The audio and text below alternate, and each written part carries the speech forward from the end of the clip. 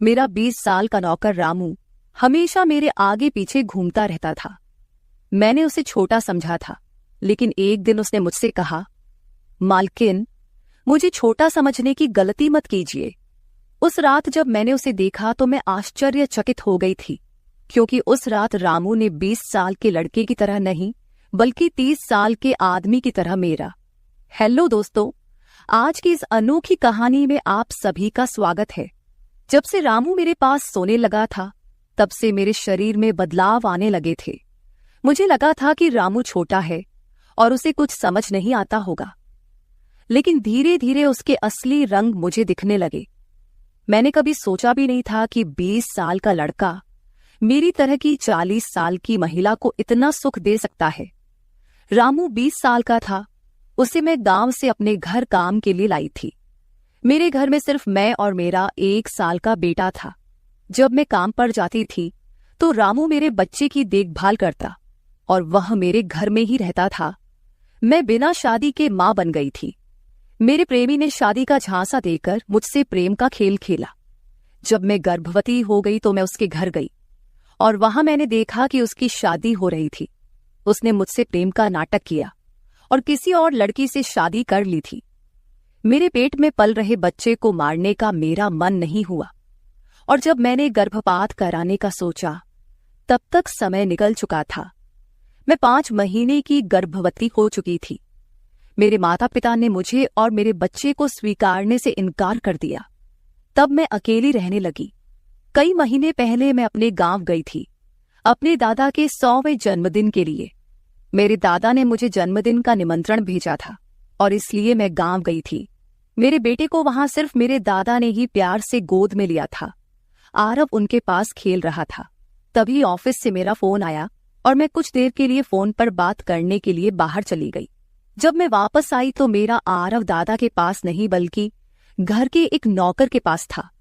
मैंने देखा कि आरव उस नौकर के पास अच्छे से खेल रहा था। मैंने अपने बच्चे को उस नौकर से लिया और वहां से जाने लगी। तभी उस नौकर ने मुझे रोका। वह कहने लगा, मालकिन, मुझे थोड़ी मदद चाहिए। मुझे पैसे की नहीं बल्कि काम की जरूरत है। उसने अपना परिचय दिया और कहा, मैं रामू हूं।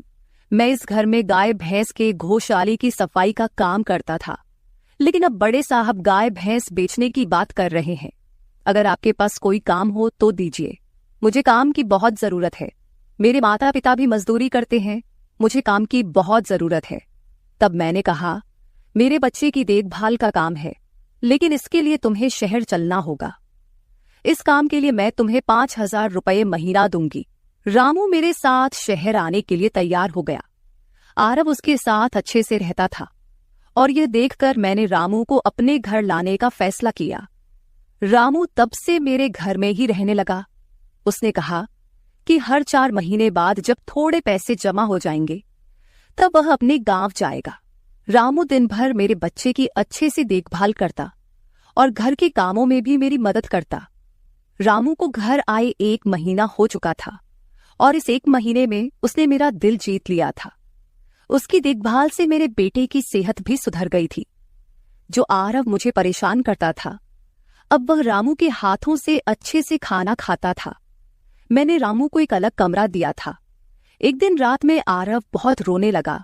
किसी भी तरह से वह शांत नहीं हो रहा था।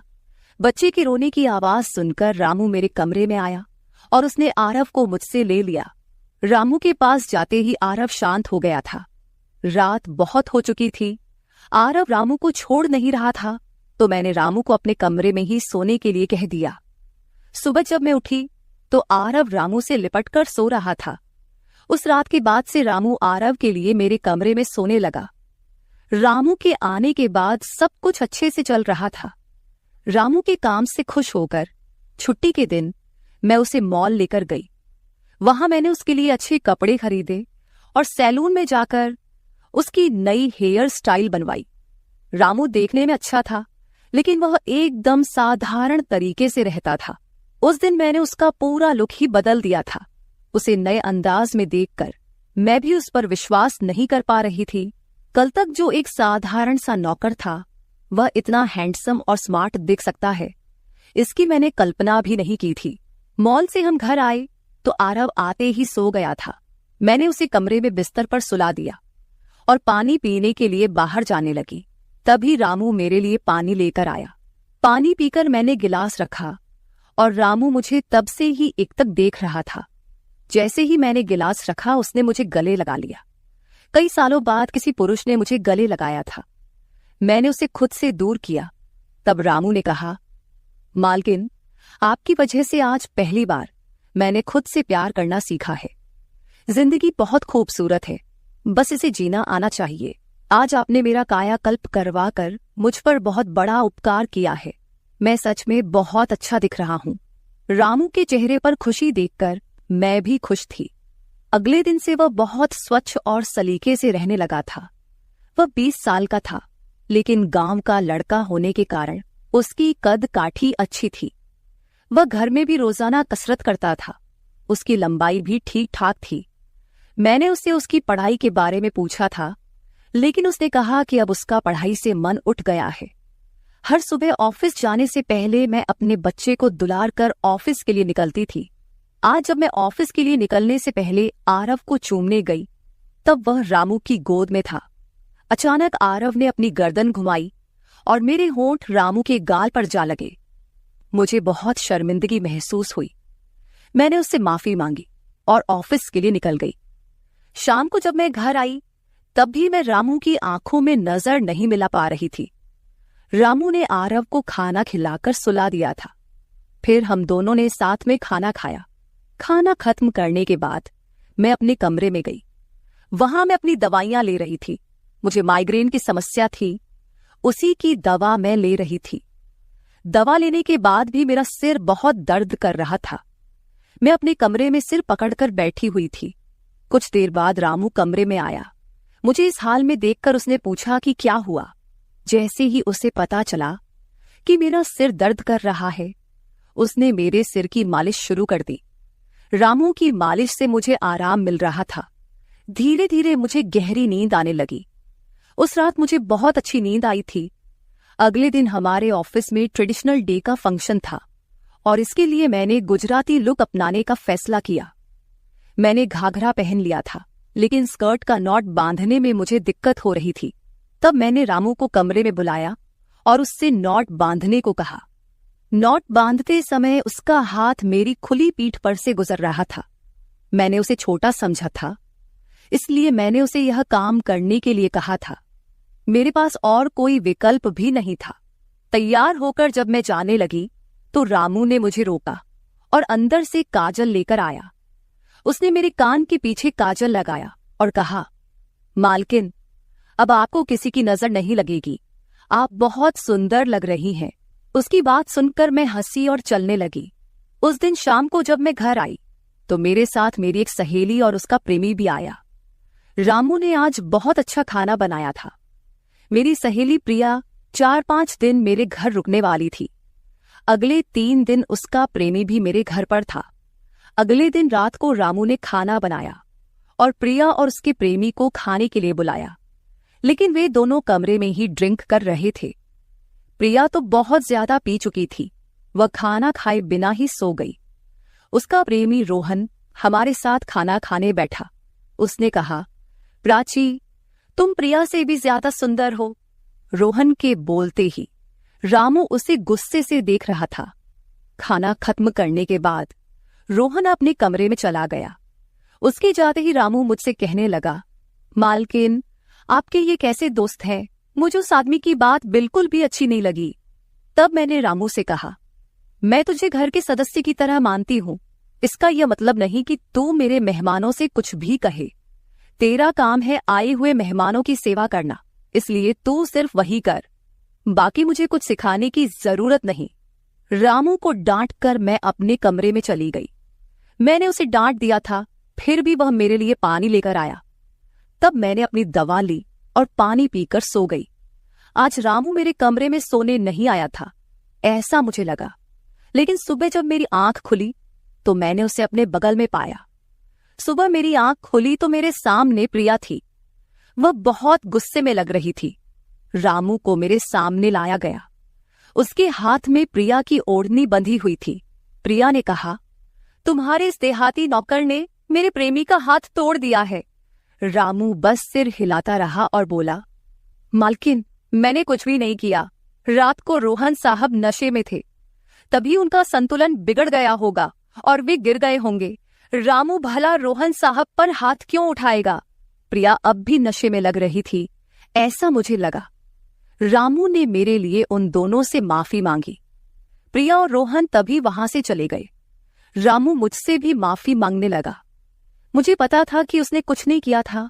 आज मैंने छुट्टी ली थी क्योंकि कई दिनों से मैं बहुत व्यस्त थी। आज सोचा कि खुद के लिए थोड़ा समय निकालूं। नाश्ता करने के बाद मैं फिर से 1 घंटे के लिए सो गई। आरव भी मेरे साथ सो गया था।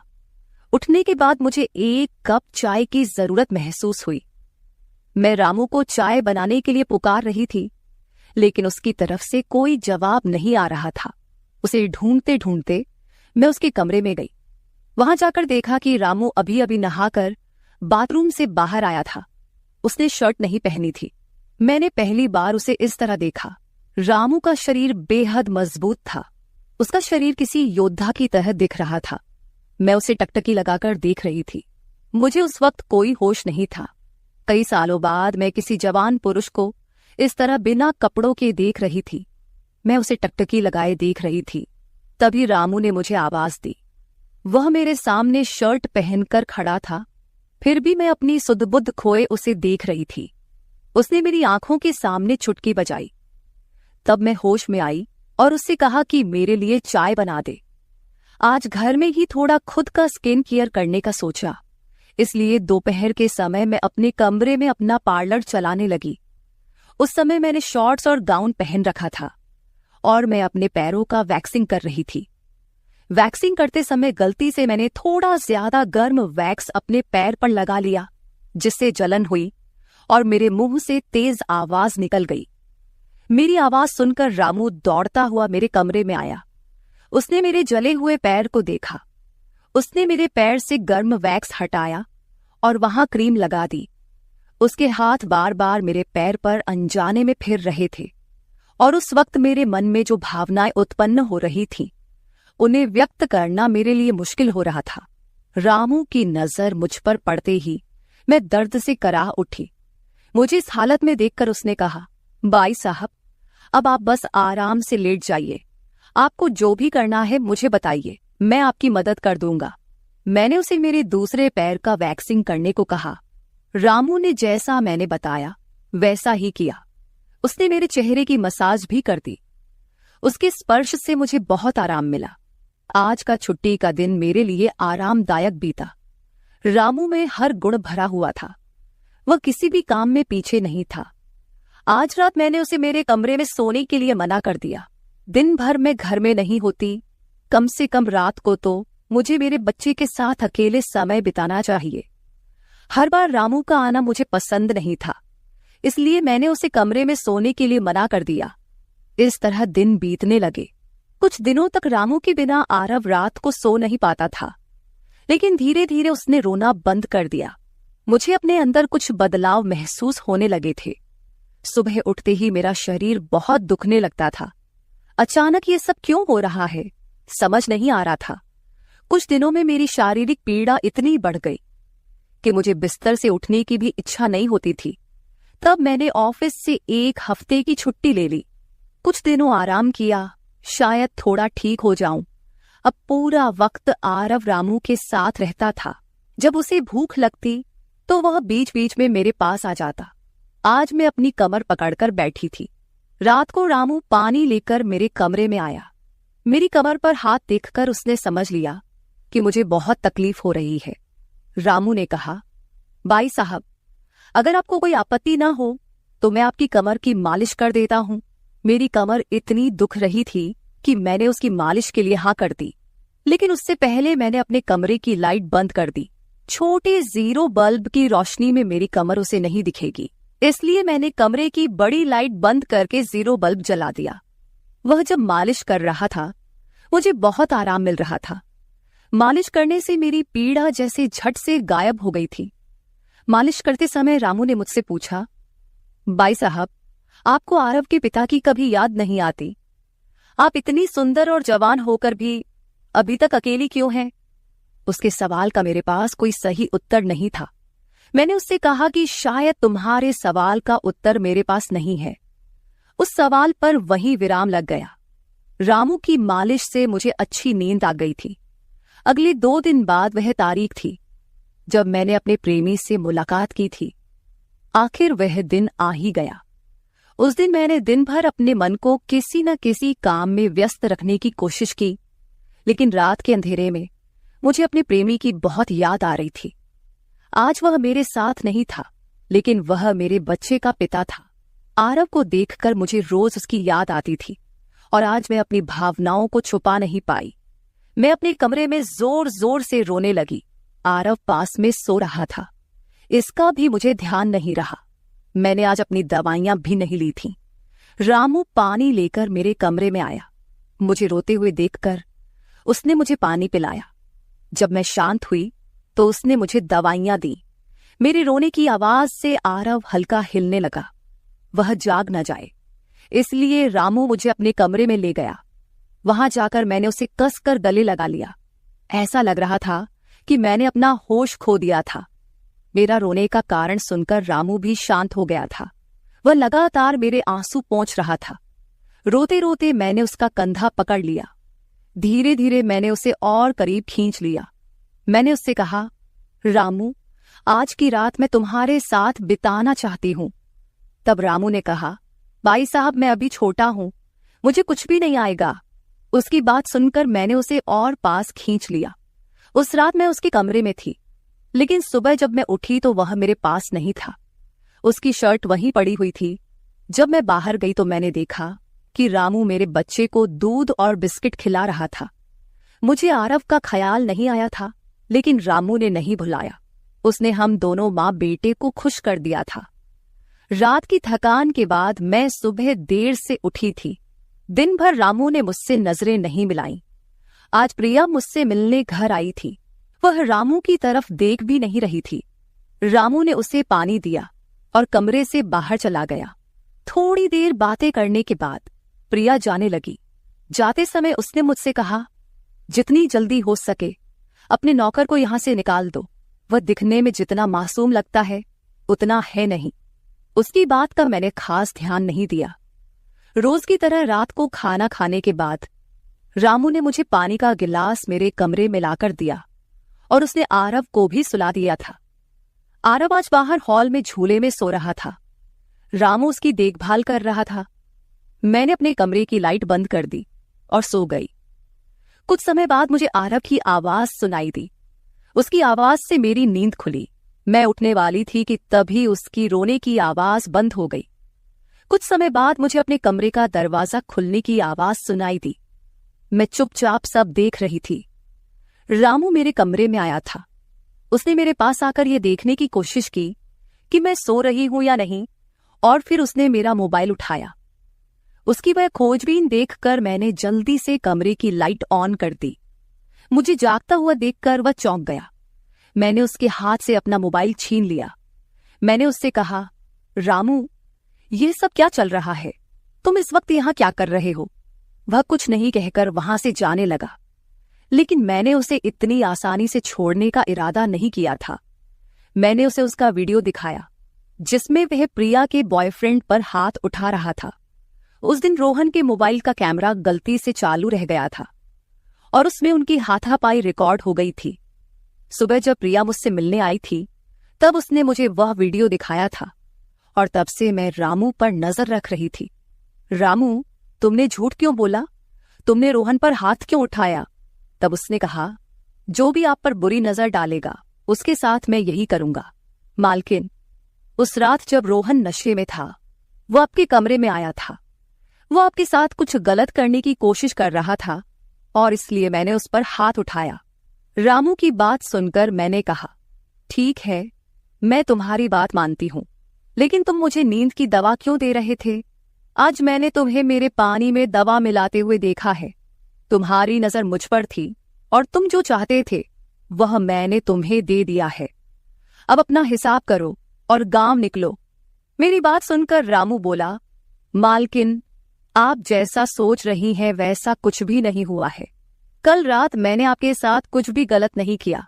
मैंने आपके पानी में नींद की दवा मिलाई थी, जिससे आप मेरे पास आते ही सो गई थीं, और मुझे आपके साथ कुछ भी गलत नहीं करना था। कुछ दिन पहले मैंने आपको रात में फोन पर बात करते हुए देखा था। मैंने आपकी बातें सुनी थी। आप फिर से अपने उस प्रेमी से मिलने की तैयारी कर रही थी। आपकी मुलाकात आपके ही घर में तय हुई थी। मुझे यह सब पता था। आप उससे ना मिले, इसलिए मैं आपको रात में नींद की दवा दे रहा था। वह व्यक्ति अब भी आपको धोखा दे रहा है। वह आपसे झूठ बोल रहा है। वह आपके बच्चे को आपसे छीनने के लिए आपके करीब आ रहा है। उसकी पत्नी को बच्चा नहीं हो सकता, इसलिए वह आपके पास आ रहा है। उसने अपनी पत्नी को तलाक नहीं दिया है। वह आपसे झूठ बोल रहा है। रामू, तुम हो कौन? तुम्हें यह सारी जानकारी कैसे मिली? तब उसने कहा, आपके बाबा साहेब ने मुझे आपका फोटो दिखाया था।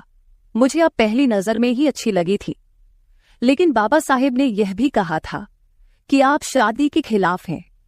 तब मैंने उनके साथ मिलकर यह प्लान बनाया।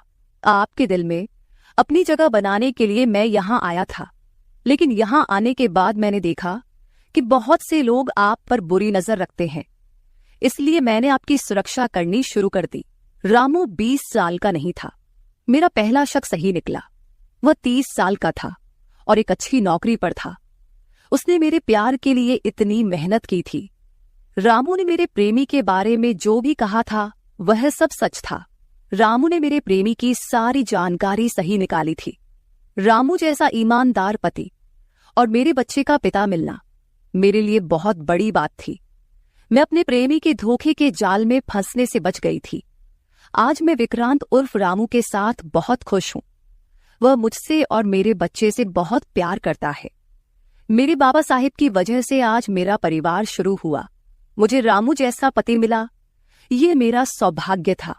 दोस्तों, जो आपसे सच्चा प्यार करता है वह किसी भी कठिनाई में आपका साथ नहीं छोड़ता। रिश्ते निभाने वाले को किसी वजह की जरूरत नहीं होती, और रिश्ते तोड़ने वालों के लिए एक बहाना भी काफी होता है। तो दोस्तों, ये थी हमारी आज की छोटी सी कहानी। आपको ये कहानी कैसी लगी कमेंट करके जरूर बताएं। अगर आप ऐसी ही और भी इंटरेस्टिंग कहानियां सुनना चाहते हो तो चैनल को सब्सक्राइब जरूर कर ले और बेल नोटिफिकेशन ऑन कर ले, ताकि आपको मेरी आने वाली हर वीडियो समय से मिल सके। कल मिलेंगे एक और वीडियो के साथ। धन्यवाद।